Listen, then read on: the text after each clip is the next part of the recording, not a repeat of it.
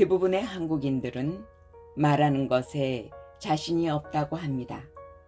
이러한 심리는 글로벌 시대의 큰 약점으로 작용합니다.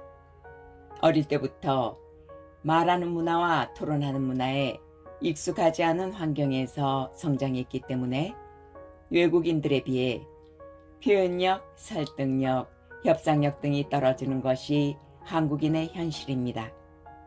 현대 사회에서는 표현의 능력이 경쟁력이 되고 있습니다. 말을 못하면 그것은 곧 능력이 부족한 것으로 직결되고 판단되어지는 것이죠. 직장 내의 상사나 동료 앞에서 프레젠테이션을 할 때에도, 거래처와 거래를 성사시키기 위해 설득할 때에도, 학교나 토론장에서 토론을 할 때에도 말의 능력이 가장 중요한 관건이 되었습니다.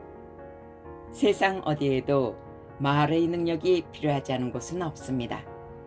이러한 말의 능력은 더 나아가 소통으로 이어지는데요. 사회적 동물인 인간은 무엇보다 소통이 중요하다 하겠습니다.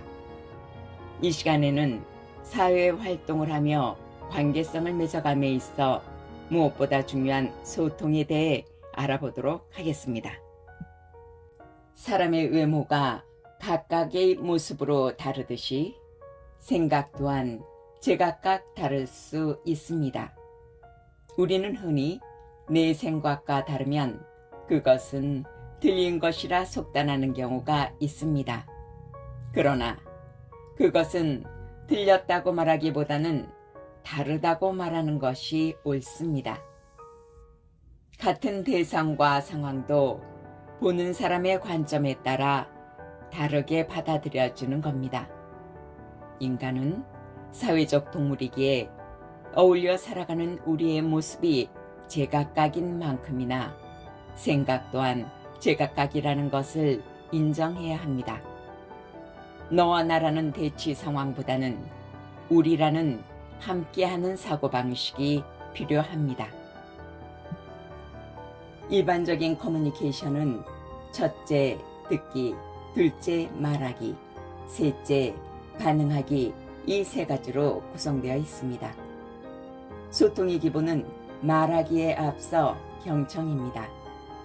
상대방의 이야기를 들어주는 것이 먼저라는 것이죠. 대부분의 사람들은 말을 잘하고 싶어 합니다. 그러나 정작 사람들은 말을 잘하는 사람보다는 자신의 말을 잘 들어주는 사람을 좋아합니다. 둘째, 말하기에는 상대방의 상황과 입장을 고려해야 하고 정자의 입장에서 말하는 것이 중요합니다. 이것을 우리는 배려 언어라고 하는데요. 자신의 주장에 앞서 상대의 마음을 느끼며 말하는 것은 관계성에서 매우 중요한 요소입니다. 모든 말은 관계성에 도움이 될 때 그 가치가 있습니다. 상대로 하여금 불쾌감을 갖게 하거나 거부감을 갖게 하는 말은 하지 않느니만 못한 결과를 가져오게 됩니다. 그래서 때로는 말보다 침묵의 효과가 더할 때도 있는 것이죠. 교육을 하다 보면 청산유수같이 말을 잘하고 싶다는 말을 들을 때가 있는데 이러한 생각은 문제가 있습니다. 막힘없이 말한다는 것이 나쁘다고 말하기보다는 의미와 가치를 생각한다면 구태여 말은 많이 할 필요가 없는 것이죠. 자신의 주장만을 이야기하거나 우김질을 하는 말 습관은 관계성에 걸림돌이 될 뿐입니다.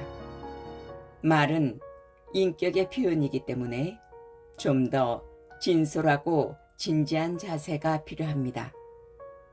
사람의 심리에는 질이 충족되지 않을 때 양적으로 충족하고자 하는 욕구가 있습니다.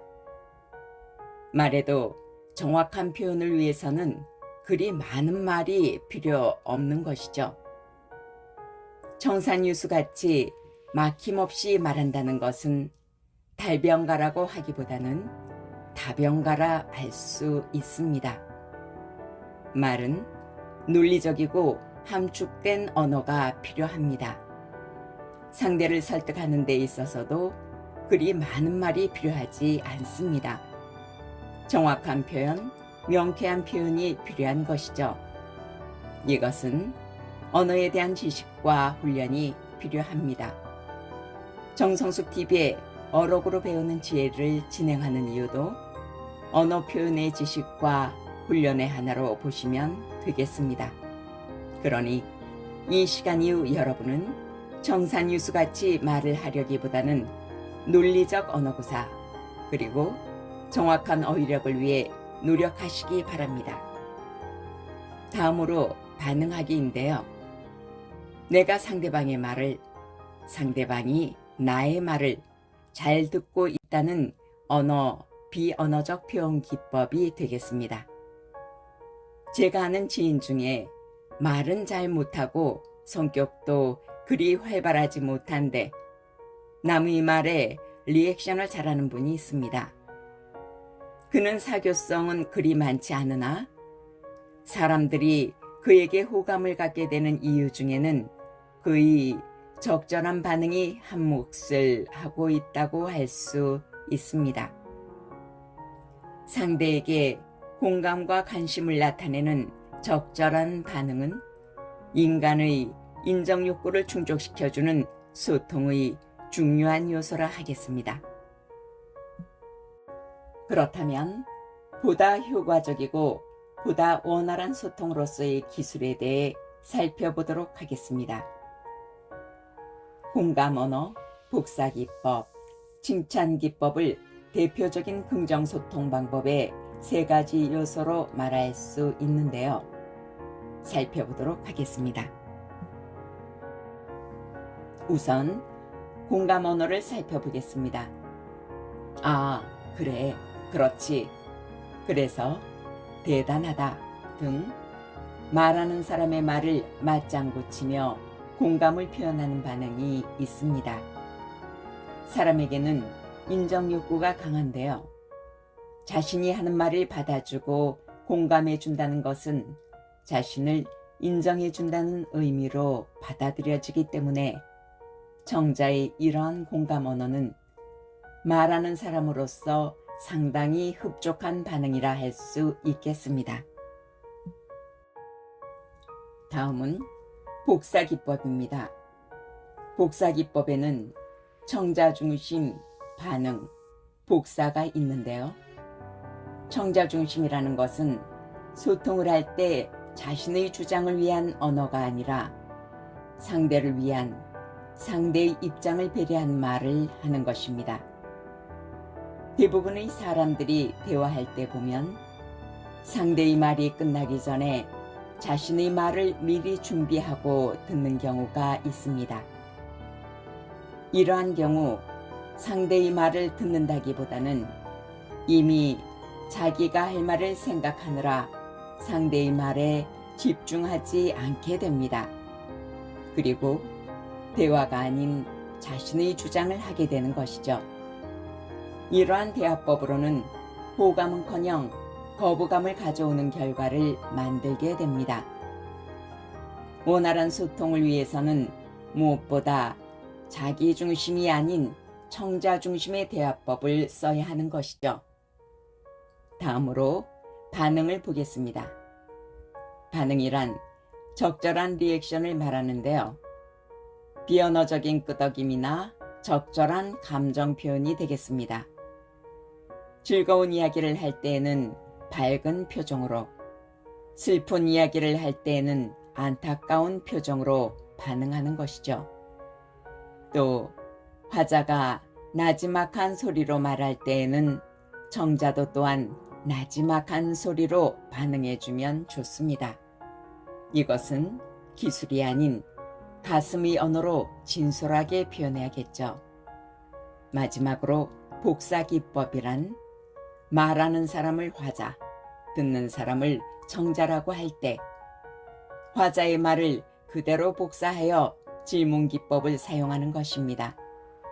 예를 들어, 나 어제 배가 아파서 응급실 다녀왔어 라고 할 때 저런, 배가 아파서 응급실 다녀왔다고? 라며 화자의 말을 복사하고 질문 기법을 더하여 응대하는 것이죠. 그럴 때 화자는 청자가 자신의 말에 집중하고 있으며 자신을 진심으로 걱정해 준다는 것을 느끼게 되는 것이죠. 다음으로 칭찬 기법을 보도록 하겠습니다. 칭찬은 잘못하면 안 하느니만 못할 수도 있습니다. 잘못된 칭찬은 상대를 오히려 불쾌하게 하기 때문이죠. 칭찬할 때에는 강도 조절, 구체적으로 수긍 가능한 것, 이 세 가지를 염두에 두고 해야 합니다. 칭찬의 강도 조절이란 너무 과하게 하면 역효과를 가져온다는 겁니다. 좋은 말도 적절히 해야지 너무 오버하는 칭찬은 그 진실성이 의심되는 경우가 많습니다. 예를 들면 새로 산 옷을 입고 출근한 동료에게 와, 완전 미스 코리아 저리 가라인데 눈부셔 하면 듣는 사람 입장에서는 좋은 기분보다는 겸연쩍은 마음이 들게 됩니다.